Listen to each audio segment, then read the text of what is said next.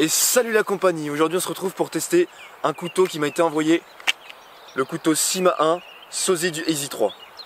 Allez, suivez-moi, c'est parti.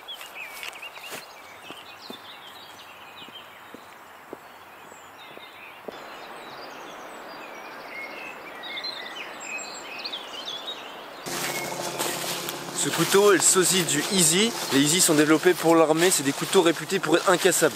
On va voir si ce sosie là, cette réplique, va être incassable et va résister à toutes les applications qu'on peut lui donner pour nos activités bushcraft outdoor.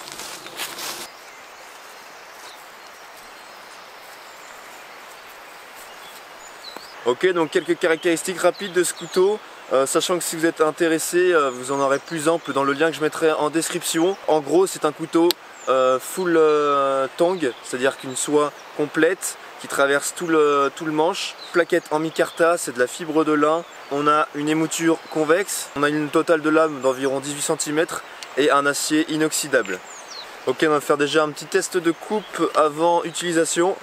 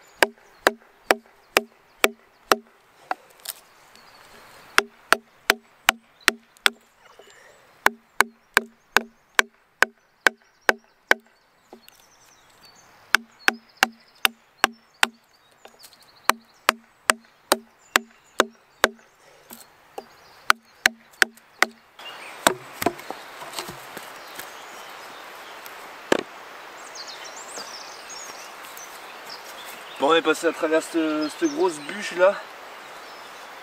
Donc bah écoutez, je vois pas de jeu entre le plaquette ni rien, la lame a tenu, elle n'a pas cassé. Je vois aucune chips. Donc pour l'instant il m'a l'air résistant, même si je pensais au début que comme c'était un couteau chinois, une réplique, et vu le prix, bah, je me disais qu'il allait péter. Pour l'instant il pète pas, donc je suis assez surpris.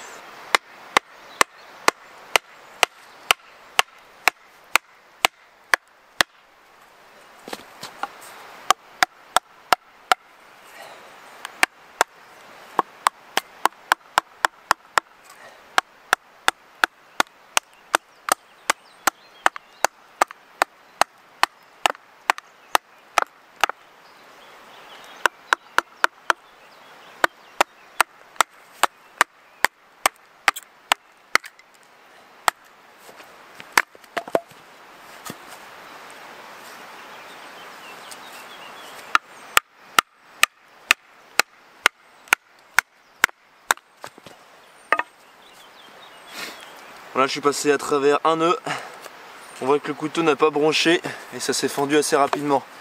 Ça c'est dû à l'épaisseur de la lame. On a 4 mm d'épaisseur. Donc c'est plutôt sympa. Alors par contre pour le bâtonnage, là on va être assez limité. C'est que le couteau est assez court.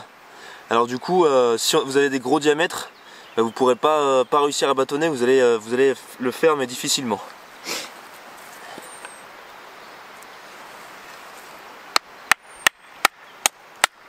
Pour moi, un bon couteau de bushcraft, c'est un couteau qui va nous permettre de confectionner un feu, donc de couper notre bois pour notre feu. Donc là, je suis en train de débiter du bois, je vais allumer un feu. Et pour l'instant, il se comporte très très bien malgré les tensions que je lui mets, etc., les chocs. Voilà, il n'y a pas de chips sur le tranchant, les plaquettes ne bougent pas. L'avantage aussi de ce couteau-là, c'est que les plaquettes se resserrent avec des vis. Donc ça, c'est l'avantage du Easy. Donc pour l'instant cette réplique malgré son faible prix et sa provenance tient plutôt bien quoi. Ok, donc là je vais créer une pointe sur ce couteau là, donc ça va permettre de voir si le tranchant est efficace. Je vais utiliser la technique de l'appui sur le genou. Allez, c'est parti.